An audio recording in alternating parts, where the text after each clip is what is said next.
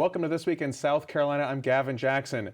It's primary week, and with that, the final days of the campaign trail, which we will recap in a moment. But first, we have Winthrop University political science professor Dr. Scott Huffmon with us to talk about the latest findings from his Winthrop poll. Scott, welcome back to This Week in South Carolina. Happy to be here. Thank you. So, Scott, your poll was in the field earlier this month between February 2nd and the 10th. And when looking at the horse race, former President Donald Trump has a commanding lead, 36-point lead over former Governor Nikki Haley.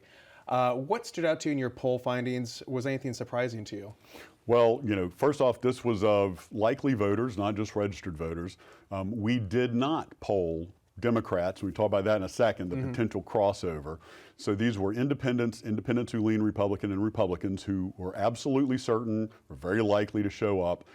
It just showed how much Trump has solidified his lead in South Carolina.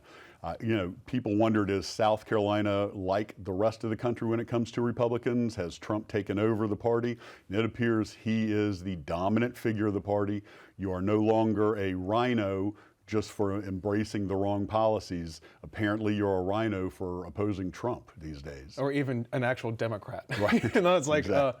It's fascinating to see a lot of the comparisons being thrown around out there right now in the media or on advertising too. But Haley has been barnstorming across the state on her bus tour. In fact, we caught up with her last week if folks watched that show. And she's increased her ad buy in the state to $6 million.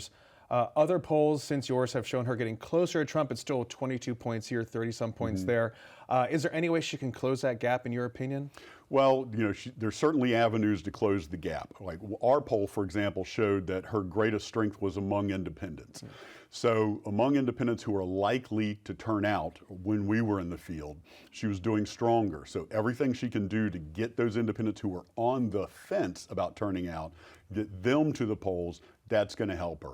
And to the degree that there is crossover voting. Now, let's be real, crossover voting is much less common than partisans make it out to be in general.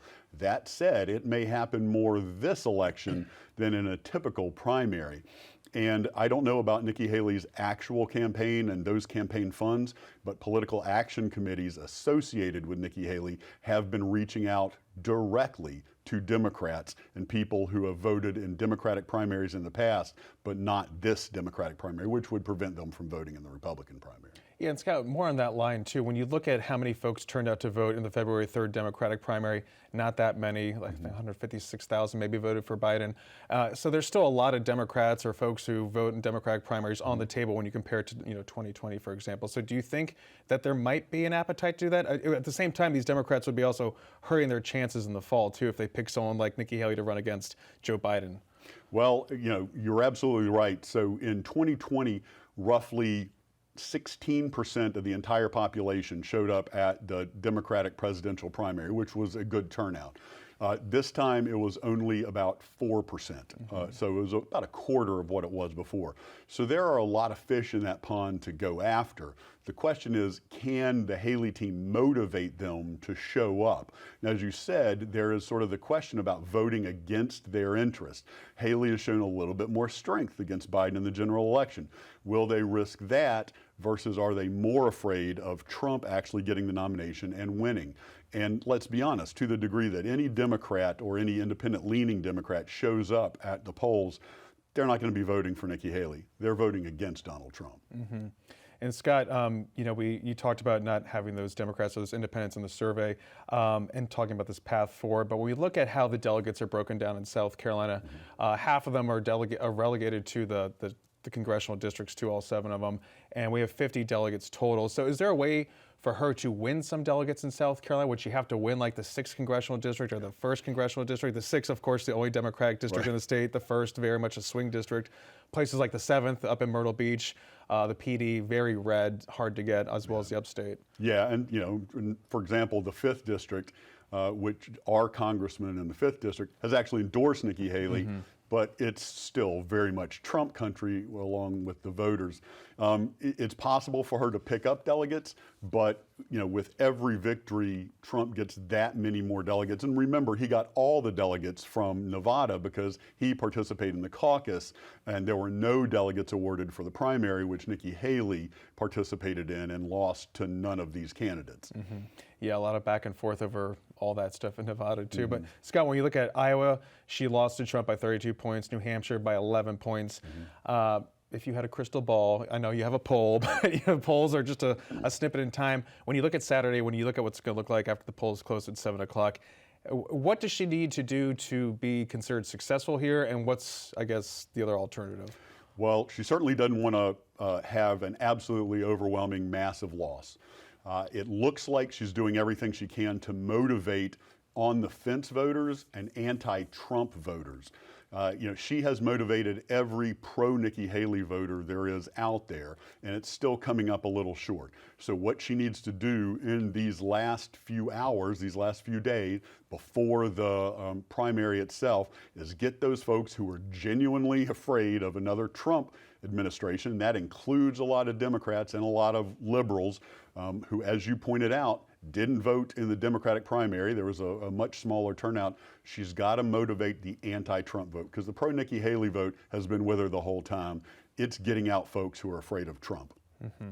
Scott, can you talk about when we're talking about primary voters right now, very passionate, motivated folks. Can you talk about the disconnect between primaries and general election voters? Because a lot of times people keep seeing these numbers and they say, oh, she's doing so well in these swing states that will be pivotal for these guys to win if Republicans want to take back the White House. But again, it's full steam ahead for the Trump train. So what's the difference between primary voters and general election voters? Well, even when you have an open primary system like we have, you got to think who goes out of their way on a Saturday or to go out and vote in a campaign that is not allocating actual power to a seat. And it is the most passionate people within a party. The folks who are most engaged in that party and the folks who are most powerfully motivated by the policies of the more extreme wings of that party. So all primaries, and certainly caucuses even more so, you're likely to get folks who are more extreme on the spectrum. In the general election, you're getting a lot of everybody. And that includes a lot of moderates. So you have this sort of schizophrenia, if you will, between the primary and the general election, where in the primary you have candidates running to the far right, running to the far left, saying, I'm the most extreme vote for me. And then in the general election, they tend to run back towards the middle and say, no, I was just kidding, I'm a moderate. But that was definitely BT before Trump. In the AT world, after Trump world, we don't know what that general election is going to look like. A lot to look forward to. But speaking about the future, Scott, let's look beyond February 24th, the primary. And, I've maintained that, I think, from what I've seen from Nikki Haley and what she's going to do, that she'll stick around until this delegate math doesn't add up. And that delegate math won't be adding up until March 12th or the 19th, which is when Trump would reach about 1,215 delegates, which is what you need to get the nomination. Right. But do you think that she will stick around? I mean, also, if you look later in that month of March, we're going to see his first criminal court case going to trial. Does she stick around trolling him? I mean, she's still raising money. She still has organization. What do you see her future being at this point? Staying in to troll him after the criminal cases go to trial is basically hanging a hat on the hope that somehow, if he gets convicted, his own party's convention will disqualify him, which is very unlikely. Now, if he gets nominated, all these things happen. He runs against Biden and loses. She will be the only 2028 candidate to be able to say, I told you so. I stood in as long as humanly possible to give us every chance to win in 2024. Now I'm your candidate in 2028. So there is a bit of motivation. I don't know how much strategy you can put behind Trump being disqualified by his own party at the convention as a result of these court cases. Yeah, I asked her about that. I told you so campaign for 2020, a primer, and she said, we're not focused on anything besides right now. So, of course. But let's get that out there too. But Scott, speaking of the convention, do you see a contested convention? And you're saying not likely, but it's not impossible. Yeah. I mean, and again, so much of the party has become focused around Trump that you think of who is selected from the delegation to go to the convention, and it makes it that much more unlikely. You have people predicting a potential coup at the Democratic presidential primary, and of course all of these are fantastical. Doesn't mean they're literally impossible, but they are unlikely. Again, just like Bernie Sanders supporters in 2016 tried to come in, and they had virtually no delegates, virtually no power, but they tried to sort of mount this attempted coup against Hillary Clinton. That's not to say that there won't be a similar contingent on the Republican side this time around, but the outcome of him winning the delegates and the convention saying, no, not you, we're changing our rules, are low. Yeah, because then you could also start looking into really tarnishing her brand, which I guess, at this point in modern politics is probably really hard to do, to tarnish your brand, because I feel like we're doing that every day. People are constantly finding new lows, but that would probably hurt her to really try and push that. Right, and then to lose, if Trump wins, we know he can make up with his enemies. I mean, look at what Lindsey Graham said about him while he was first running, and look at Lindsey Graham now as, his biggest attack dog. Look at Ted Cruz, and who is now a big supporter of Donald Trump. So it is possible for Nikki Haley, who's picked up her own nickname from Trump, which is I guess a badge of honor. It is possible for her to play makeup if he wins, and again, if he loses, she's in an "I told you so" position. But as you pointed out, if she attempts to mount a coup at the convention and loses, then she will have been seen as going against the party fundamentally. Especially too when we look at a potential contested convention, which we're saying is remote, but when you start looking at what's going on with the Republican National Committee too, with Ronald McDaniel being pushed out and Trump putting his people in, makes it even less likely for that to happen. Again, it appears that Trump is consolidating power within state political structures, national political structure, and the Republican Party nationally itself. It's wild to see. I mean, to have the support and to have that kind of infrastructure is something else. I mean, you think back when, Jimmy Carter, an incumbent president, was very seriously challenged, even up to his own convention, and how, the Democratic Party wasn't centered around, Jimmy Carter or nothing. And you look at now how the Republican Party is slowly becoming consolidated around, we are the party of Trump. And of course, you do have pushbacks like Nikki Haley, but we'll see again between now and Super Tuesday how much power that subsegment of the party really has. But Scott, if you have a convicted felon as your nominee and you're the party of law and order, I mean, isn't that a tough sell? But I guess if you don't think that, anything when it comes to the legal justice system doesn't matter, because no, it's not a tough sell, and I'll tell you why. Look at evangelicals. Evangelicals in 2014, 2015 didn't like this man who had been thrice divorced, cheated on all of his spouses. They saw him as an immoral person, but they slowly got behind him. The reason they got behind him is they don't see him as suddenly becoming moral like them, but they see him as somebody who is a fighter for what they believe in, a fighter for a way of life that they feel they are losing control of. And they can look to the Bible and say, well, God has chosen imperfect people in the Bible, like David, who had his mistress's husband murdered. Trump doesn't have to be perfect. He just has to be the perfect fighter for us. And so, again, with every sub-segment of the party that doesn't seem to line up with Trump, naturally, they can see someone who has done their bidding, essentially. I mean, look at folks with the concerns about abortion and how he got members on the Supreme Court. So they can easily line up behind Trump, even if they don't seem like natural Trump allies within the party. I should really start rereading the Bible these days. It sounds fascinating. But speaking of the Bible, we hear from the book of Revelation might have a lot to say. I like the beginning it. and the end. Yeah. But when you look at Nayland Haley, Nikki Haley's son, he mentioned he has a nickname for Senator Tim Scott. He calls him Judas because he changed. Nikki Haley appointed Tim Scott to the Senate. Ran against her, but then also decided to endorse Trump, not surprising there. But what do you make of this discussion? A lot of rumor mill, a lot of attention being paid to Senator Tim Scott. We just saw him at the North Charleston rally for Trump. It seems like he's getting more and more prominent. Do you think he'll be a pretty good running mate, or do you think he would be a running mate for Trump? He is being considered because Trump has literally even mentioned him, I think, in an interview. I'm considering a lot of people, and talked about Tim Scott. Whether or not this is an audition is a whole other question. Trump actually pointed out something really interesting.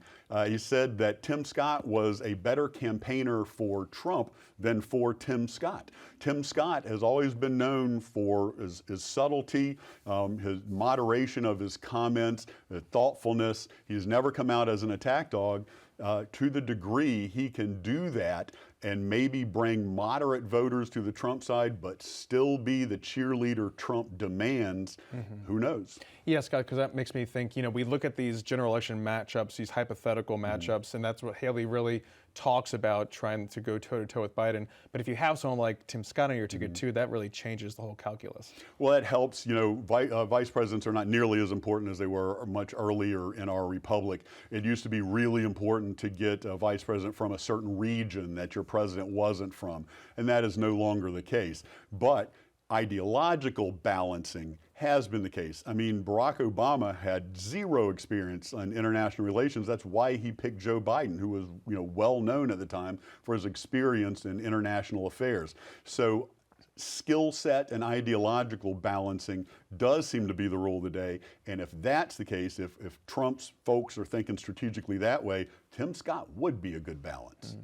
We'll have plenty more to talk about on Saturday night from 7 to 9 p.m. on ETV. We'll be doing live analysis after the polls close for the primary. So Scott Huffmon with Winthrop University, thank you so much, and we'll see you on Saturday. It's the final days of the presidential campaign trail in South Carolina ahead of the Saturday First in the South primary, and that means barnstorming by bus and even by golf cart for Republican presidential candidate and former governor Nikki Haley. Over the last 2 weeks on her bus tour, the former United Nations ambassador made stops in her childhood hometown of Bamberg, her alma mater Clemson University, Lexington County where she lived before becoming governor, and Kiowa Island where she currently resides, and numerous towns and cities in between. She's held small to large rallies in nearly every region of the state. Enthusiasm on the ground and strong fundraising numbers continue to fuel her bid to hold off former President Donald Trump from becoming the nominee. But now he's saying he's going to side with a dictator who arrests American journalists and holds them hostage. He's siding with a dictator who kills his political opponents. Now we know Navalny is another one that he has killed. Why isn't Trump saying anything about it? He had a lot to say in Conway, but what does he say about Navalny now? Was it Putin's fault? Because I think it absolutely was Putin's fault. Why did Putin do it? He wanted to set the tone before the next election so that anybody who challenged him would know what their fate's going to be. And so now what do you say about NATO? What do you say about Navalny? What do you say about Putin? That's the biggest issue. The second thing is he may not be saying anything because he's distracted because of his court cases. That's a very big possibility. There's a lot of them. We know that he said he's going to be spending more time in the courtroom than he's going to be spending on the campaign trail. I was out here when Ms. Haley was running for governor, supporting her campaign, and times have certainly changed in many ways, but on President's Day, what a great opportunity to share that with a candidate who has a real shot, I think, at being the first female president that we have, and also to support her politics. It'd be nice to see a Southern woman bring it home. Trump loses control too easily. And some of the things he says are wrong. But she has experience. And I went through all that time with Mother Emanuel, knew a victim well, and she led us through that. I saw that, bringing down the flag. In Greenville on Tuesday, Haley delivered a much-hyped state-of-the-race speech, fueling once again speculation that she would drop out amid lagging poll numbers. But on Tuesday, she was clear that she's fighting on even in the face of another expected loss on Saturday, and for a rare moment, when speaking of her husband serving abroad, she got choked up. Of course, many of the same politicians who now publicly embrace Trump privately dread him. They know what a disaster he's been and will continue to be for our party. They're just too afraid to say it out loud. Well, I'm not afraid to say the hard truths out loud. I feel no need to kiss the ring. I have no fear of Trump's retribution. I'm not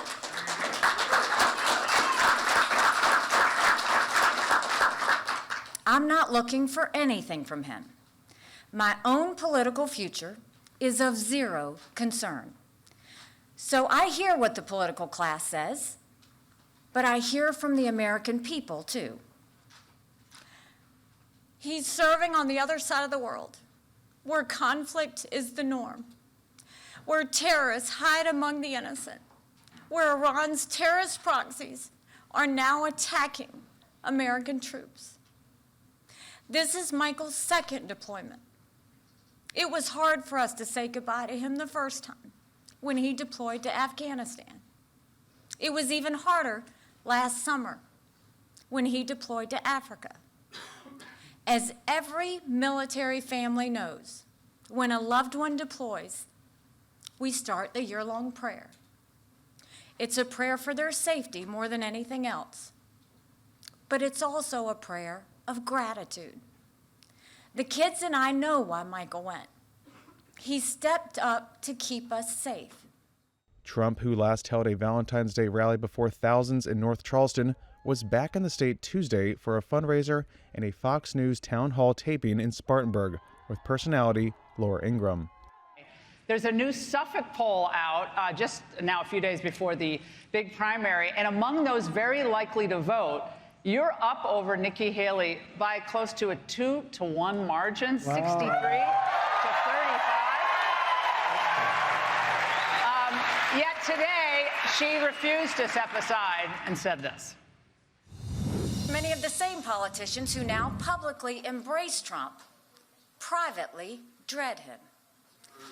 They know what a disaster he's been and will continue to be for our party. Some people used to say I was running because I really wanted to be vice president. I think I've pretty well settled that question. Has she settled that question? Well, I settled it about 3 months ago. And look, she's not working. She's here. She's down by 30, 35 points.